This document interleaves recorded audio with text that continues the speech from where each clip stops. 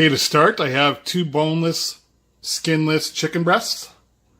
And these are frozen, so I like to put these in the air fryer for about 35 minutes at 165 to get the chicken enchiladas started here.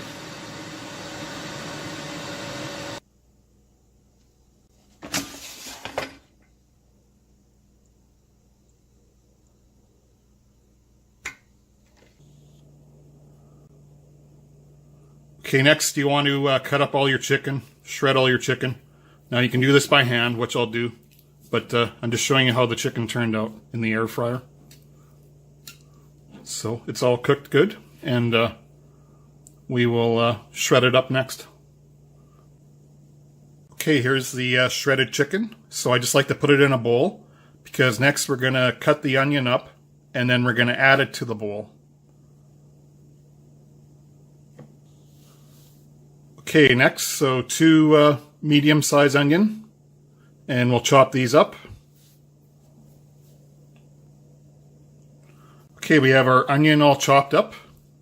So now we're going to add this into the bowl with the diced up chicken, or shredded chicken breast.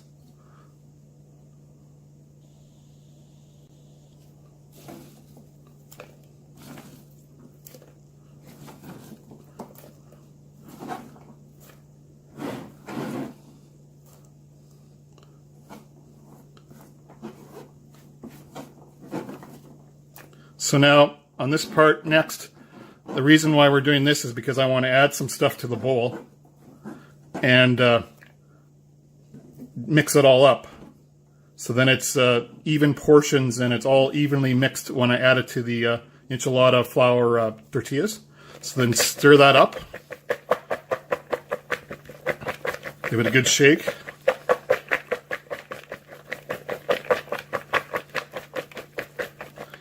Okay, so now you have your basic ingredients, and then what I'm going to do is I'm going to add something to it now. So now I'm going to add some Chipotle chili pepper.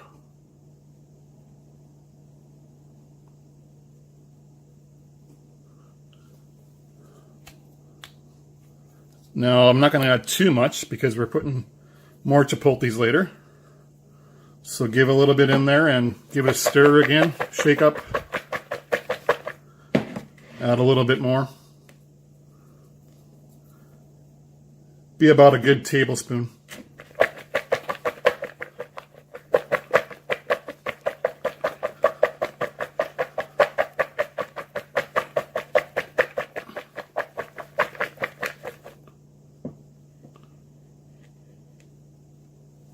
And it's going to look something like that when it's done. So not too heavily coated, but just a bit. Gives you kind of an idea. Now it's just going to add some flavor, and that's about all I'll add. You could add, cumin and coriander powder if you want, but that's basically about all I would put in there for now. Okay, the next part is the cheese. So now on the cheese, I'm just using marble cheese. And I like to break it up into 4, individual pieces, because we're making 4 enchiladas.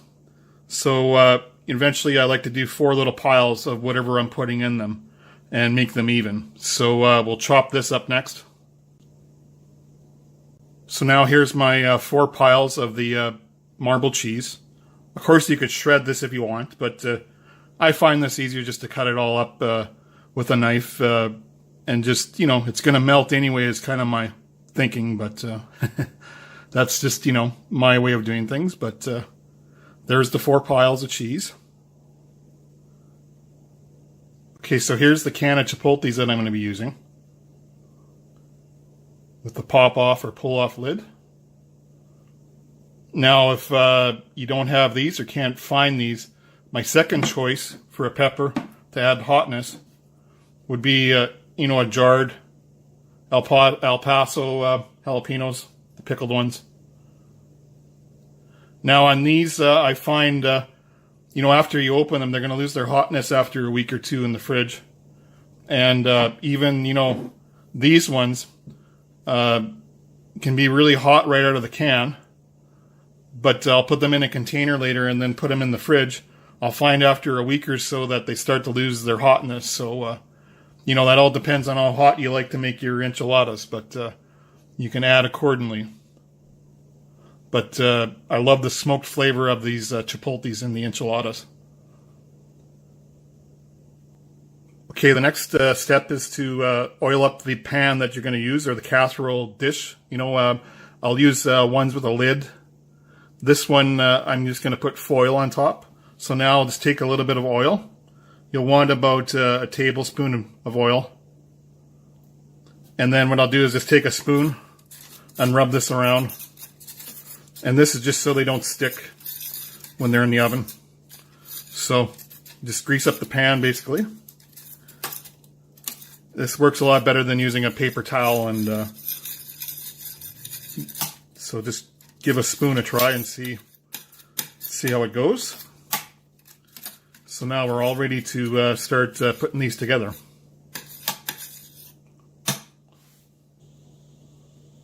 Okay, for today's flour tortillas, I'm using ones from Costco. Now these come in 3 individual packs, and there's a total of 12 in each pack, so it's kind of nice. So you get 36 in total, as you can see here. And they actually are really thin. They're not too doughy and thick. And these are probably my favorite. Never really heard of the brand before, but if you can find these at a local Costco, definitely buy these. And here's one of the packs of 12 that are inside the main pack. Okay, now as for the chipotles in the can, again, that really depends on how hot they are. But for one enchilada, I would use probably, these ones don't seem to be too hot. I would probably use about 3 pieces. And of course, you can add some of the sauce when you're putting the enchiladas together. So 3, maybe 4. I'm going to use about 4 today in each enchilada. Okay, now putting one of the chicken enchiladas together. I'll take 1 handful of the onion and chicken mixture. Lay that, let's go back to the back side a little bit so we can have some room to fold it. That's 1 handful. I do about 2 handfuls. It's plenty. Now next we're going to add the chicken soup. Okay, for chicken soup, I like the Campbell's cream of chicken. Now you can add sour cream in here also if you want, but a lot of times I don't have the sour cream, so I'll just go with the cream of chicken soup. Now I like the regular cream of chicken. I don't like the low salt or the low fat soup, so just the regular one. And now we're just going to add about 3 tablespoons.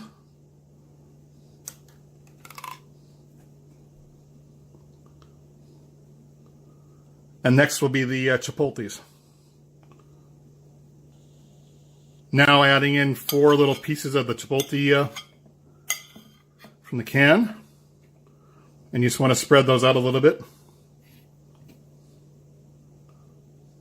Of course, you can add some of the sauce from the can, which I normally do.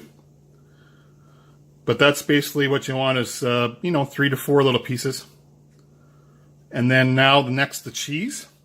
So now with the cheese, I like to go a little bit sparingly. I don't like to add too much. I find if it's too cheesy, it kind of wrecks it.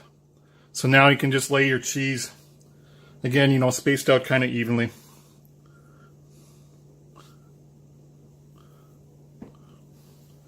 And there you go. That's basically about it.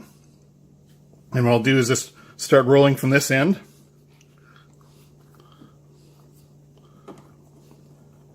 And now our pan that was greased, just grab that, throw it in, and there's one all ready to go. Now here's an example of one that I put a lot of extra sauce on, plus about 3 big pieces of the chipotle. Now this brand I don't find real hot. So again, that's totally up to you. But this is how normally I will do these for myself. And I find them to be just about right. Now, I've had some brands of the Chipotle canned stuff. I can't remember the name right now, but they were extremely hot. And you would probably use one little piece like this and cut it into 3 and put it in there, whereas I put lots in here. So this is my own personal way, the way I like it. You can try this also if you don't find it hot enough with that brand that I showed you. Okay, and then for the last step here, the leftover chicken soup here, the cream of chicken soup, we just want to add this to the enchiladas just so they don't dry out. So just try to evenly space all the extra sauce. Now 1 can should last you for the whole thing, so you don't have to open 2 cans. And just spread that out. Basically, it's all you need. Again, you know, you can add sour cream in your main mixture. Inside, you could add sour cream mixed in with this on top. Totally up to you, but like I said, most of the time I don't have sour cream. And then what I like to do is add some pepper. And I find I like to add lots of pepper. Now we're ready for the oven.